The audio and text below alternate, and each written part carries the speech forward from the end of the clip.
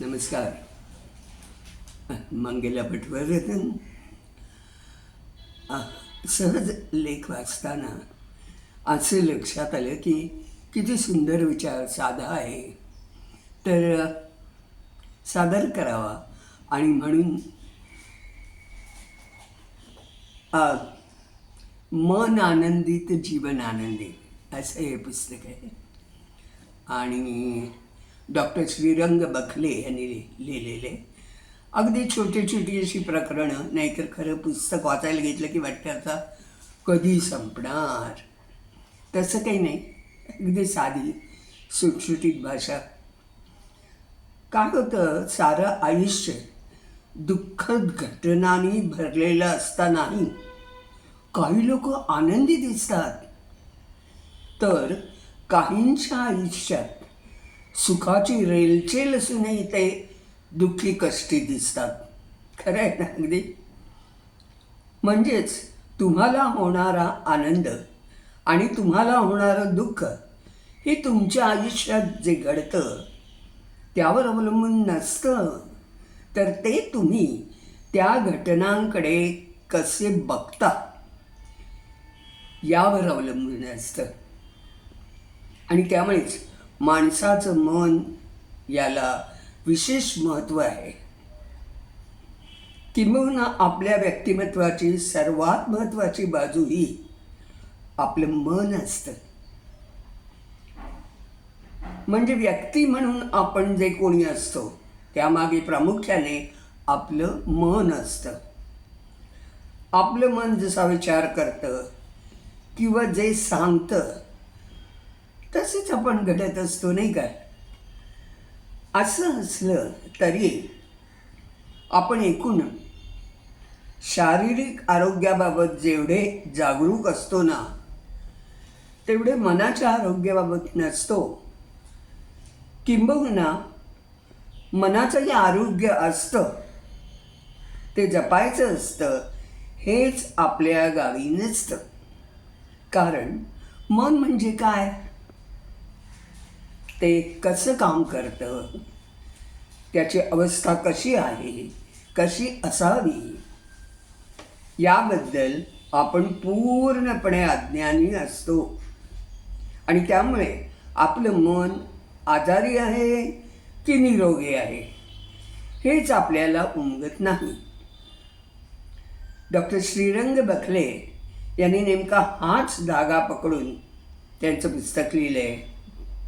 त्यातलं लेख अर्थात हे पुस्तक केवळ मनाच्या कार्यप्रणालीबद्दलच माहिती देतं असं नाही, तर एकटेपणा, दुःख, भीती, संताप, व्यसन याबरोबरच आनंद, उत्साह, कुतूहल, सर्जनशीलता अशा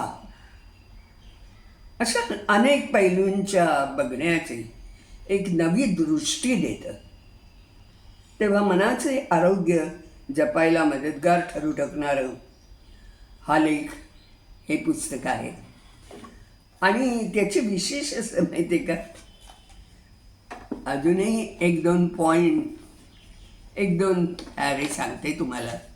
शांत माणसामध्ये जास्त संयम असतो, तर भावनाप्रधान माणसं पटकन निष्कर्ष काढून टाकतात.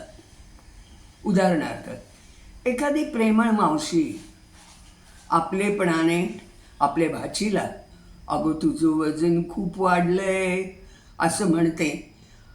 आणि आता ती मुलगी जर चिडकी असेल तर ताबडतोब निष्कर्ष काढून मोकळी होते की मावशी विचारी असेल, मावशी माझ्यात दोषच शोधत असते ना नेहमी, कुचकट कुठली इत्यादी.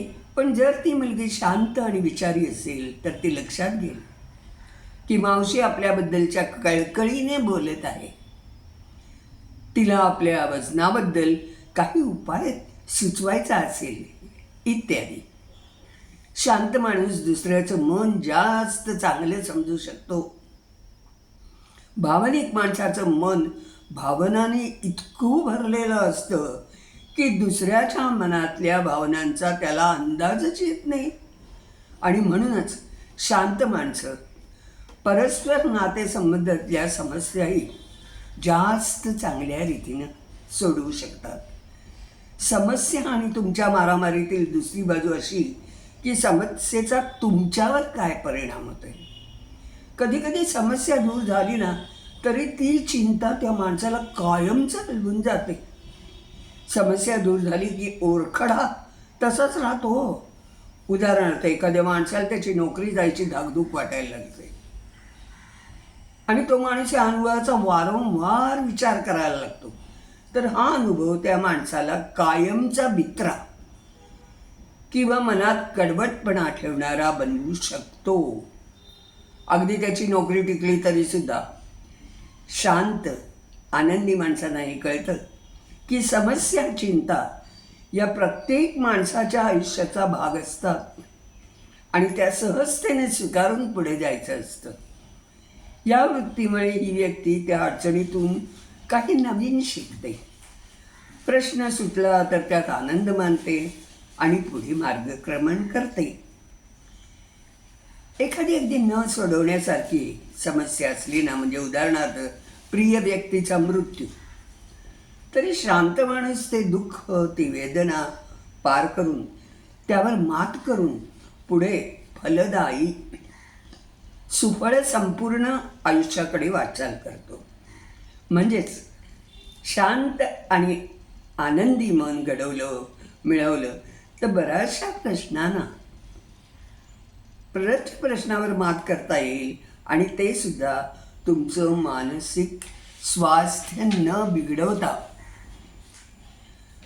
आता दुसरं एक असं की प्रेरणा ही कशामधून होते, भीती की आनंद.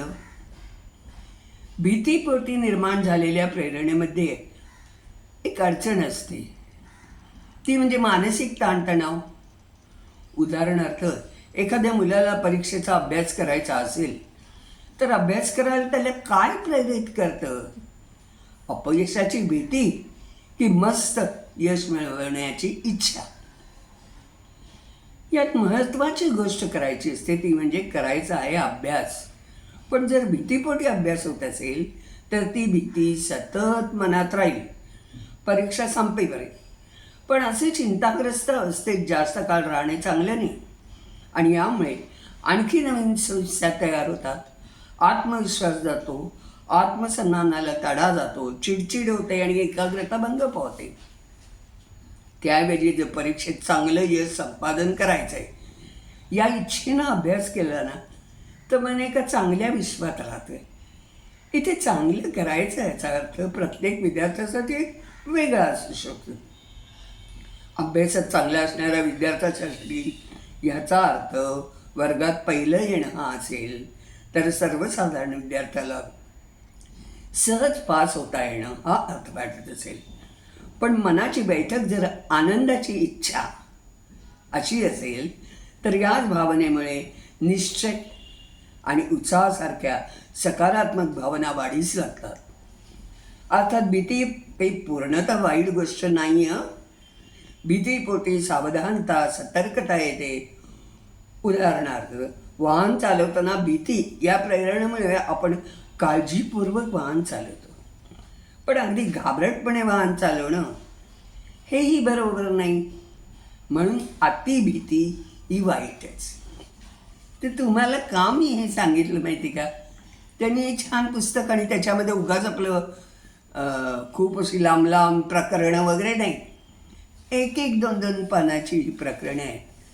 मला काय वाटलं माहिती आहे का, की आपण जसा रोज व्यायाम करतो, रोज आहार घेतो, आपण त्याबाबत जरा जागरूक असतो, तसं हे ह्या पुस्तकातील एक प्रकरण जरी रोज वाचलं ना तरी आपल्याला माहीत असलेलंच, पण ते परत वाचताना त्याचा खूप छान अनुभव येईल आणि मन आनंदी तर जीवन आनंदी असं होऊ शकतं.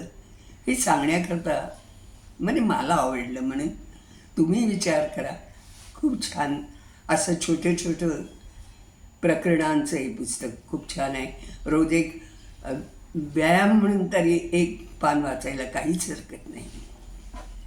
नमस्कार.